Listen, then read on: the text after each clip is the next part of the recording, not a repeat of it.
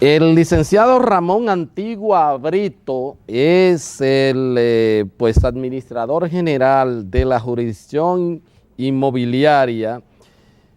Por supuesto, esto es una valiosísima e importante institución perteneciente al Poder Judicial, es decir, a la Suprema Corte de Justicia.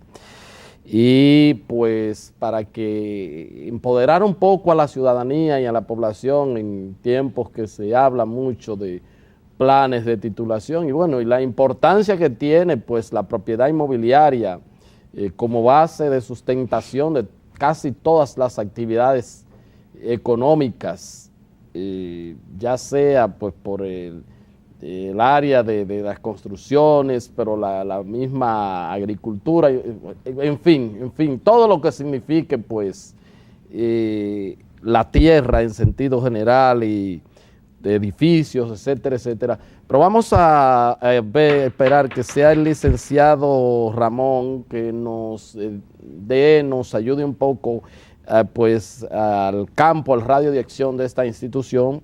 Previo a eso, por supuesto, agradecerle que haya aceptado nuestra invitación. Licenciado, ¿cómo anda todo? Saludos, Héctor. Bien, aquí dispuestos a compartir con usted y todos tus amables televidentes los conocimientos que tú creas que podemos servirle. ¿Cómo no?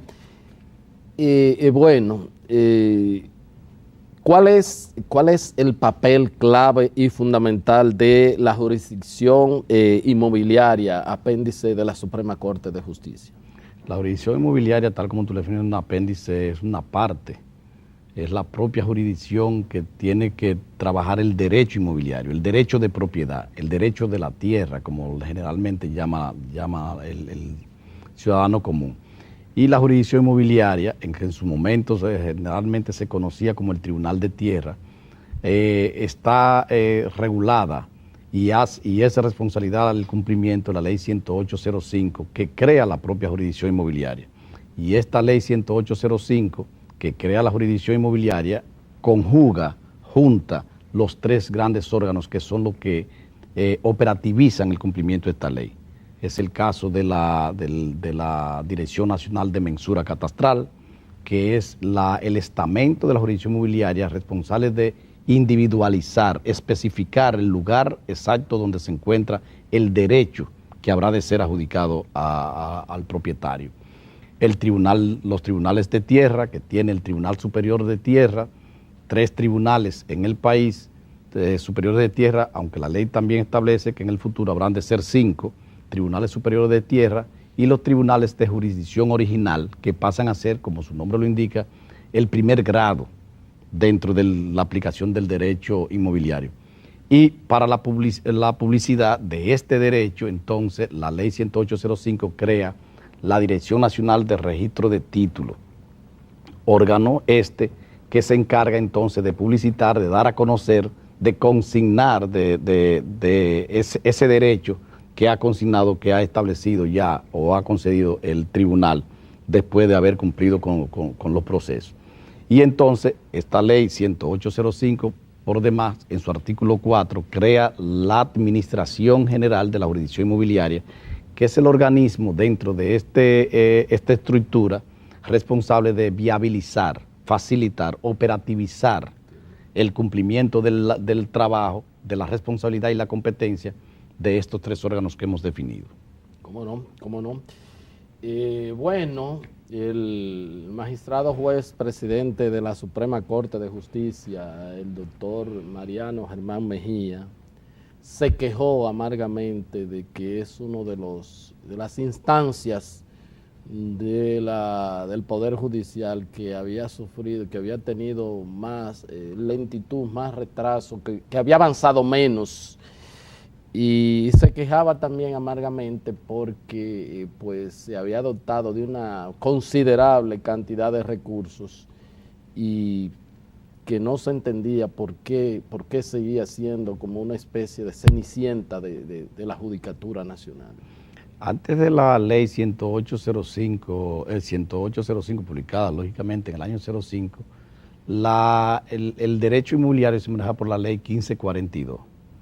De 1947, y era porque existe entre nosotros como sistema, el sistema Torrens, que es un sistema quizás y sin él quizás el más fuerte y el más empoderado del aspecto legal. Fue traído en la intervención norteamericana de con la ley, 1924, con la 1916, vino sí, por 1916, y entonces esto es con la orden ejecutiva 511 del 1920, Así es. donde se comienza a usar como plataforma el sistema Torrens. ¿Qué es lo que plantea, se ha propuesto esta Suprema Corte de Justicia en el caso de la presidencia, específicamente del presidente de la Suprema Corte de Justicia y del Consejo del Poder Judicial? Resolver problemas que existían y existen en la jurisdicción inmobiliaria en cuanto tiene que ver con el procedimiento, los plazos y la eficiencia en el servicio que ofrece la jurisdicción inmobiliaria. Estamento responsable de viabilizar, operativizar y sobre todo publicitar el derecho que tiene el usuario, que tiene el cliente, como denomina la gente, o el ciudadano común que procura este derecho. Entonces, a partir del año 1998, 99, principio del 99, la Suprema Corte de Justicia de entonces aprobó un préstamo con el Banco Interamericano de Desarrollo, con el BID, para, a través de este préstamo, financiar una reforma, que es lo que se conoce como la reforma de la jurisdicción inmobiliaria. Y esta reforma crea dos grandes programas, que es el programa de modernización de la jurisdicción de tierra, que tenía un plazo para cumplirse y que pretendía automatizar el servicio y las operaciones de la jurisdicción inmobiliaria. Insertar, hacer ya participar la tecnología avanzada en este proceso que originalmente se hacía, pudiéramos decir, de manera manual. Y una segunda fase que era la implementación y concretización del programa de consolidación de la jurisdicción inmobiliaria que nacía o surgía a partir de la promulgación de la ley 10805. ¿Qué se ha logrado? Se lograron avances, hubo avances. Lo que pudiéramos decir, y es el gran compromiso, y es lo que ha planteado el magistrado presidente de la Suprema Corte de Justicia, doctor Mariano Germán Mejía, es el eficientizar los servicios de la jurisdicción inmobiliaria y sobre todo pasar o hacer llegar la jurisdicción inmobiliaria al usuario, abrir las puertas, por decirlo así, abrir los procesos, hacer al ciudadano partícipe del propio proceso de consignación de su derecho. En este proceso de reforma, la jurisdicción inmobiliaria, por un tema que pudiéramos decir era necesario, así lo entendieron los implementadores de la reforma, se aisló, se cerró ante los usuarios que son los protagonistas y los dueños en sí del proceso, en el entendido de que son ellos los beneficiarios directos. En esta etapa, el magistrado presidente se ha planteado abrir las puertas de la jurisdicción inmobiliaria y por eso dice, mi gran preocupación es que los usuarios sientan un servicio oportuno con la seguridad jurídica que establece la ley y sobre todo eficiente. Licenciado, ¿de cuánto fue el financiamiento, el préstamo? El financiamiento en las dos etapas ascendió a unos 65.5 millones de dólares en ese momento.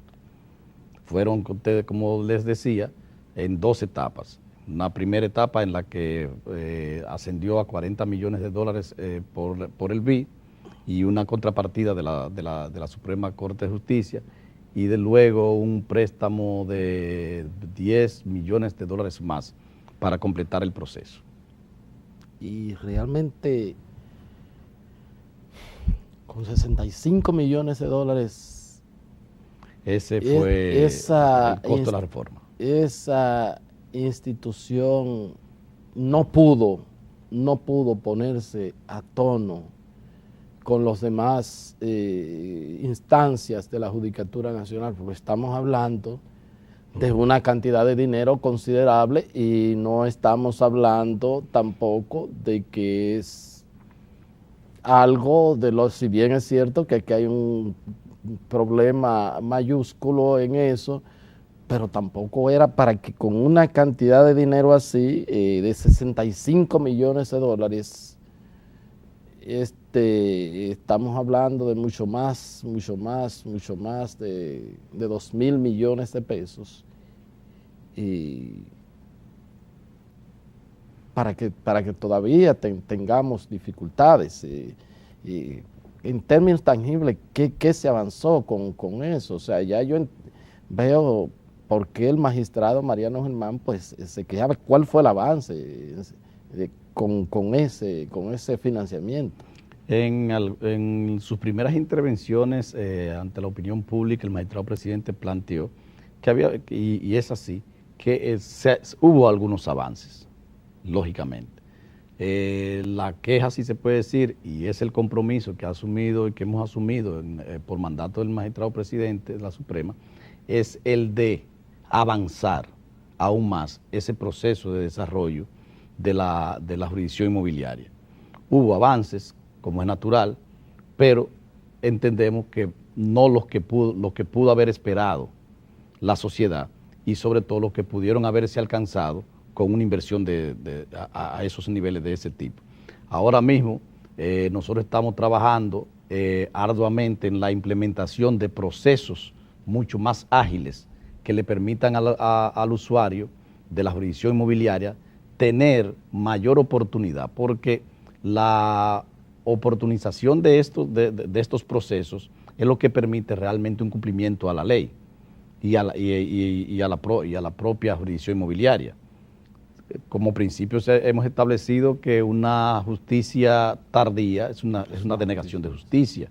Entonces, la jurisdicción inmobiliaria en estos momentos está abocada a trabajar de manera puntual esa parte del proceso.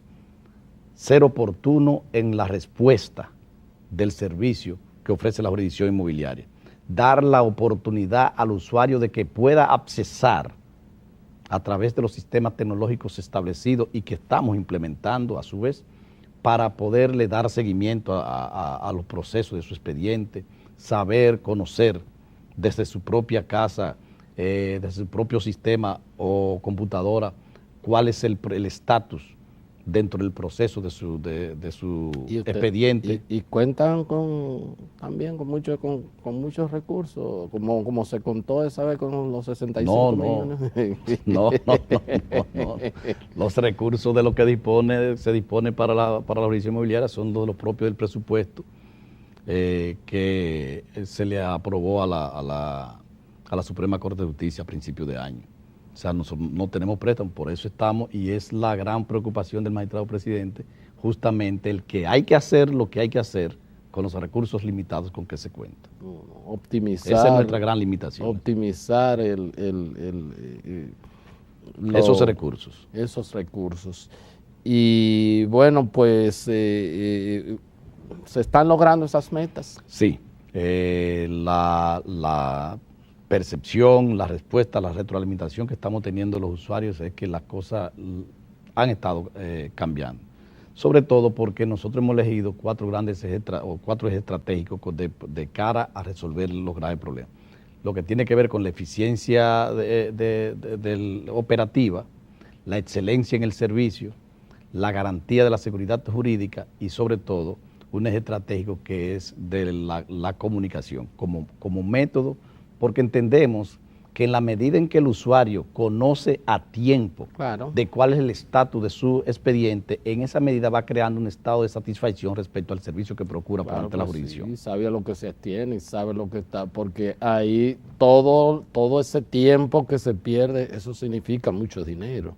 Que de eso vamos a hablar, porque yo estuve aquí a Osmar Benítez, de la Junta Agroempresarial, y me habló un poco de los problemas que siguen habiendo. También tenemos el caso de Bahía de las Águilas, también el plan de titulación. Vamos a ver cómo ustedes intervienen en esto, pero le voy a solicitar su anuencia para ir a cumplir con unos compromisos y regresamos con la parte complementaria de esta entrevista.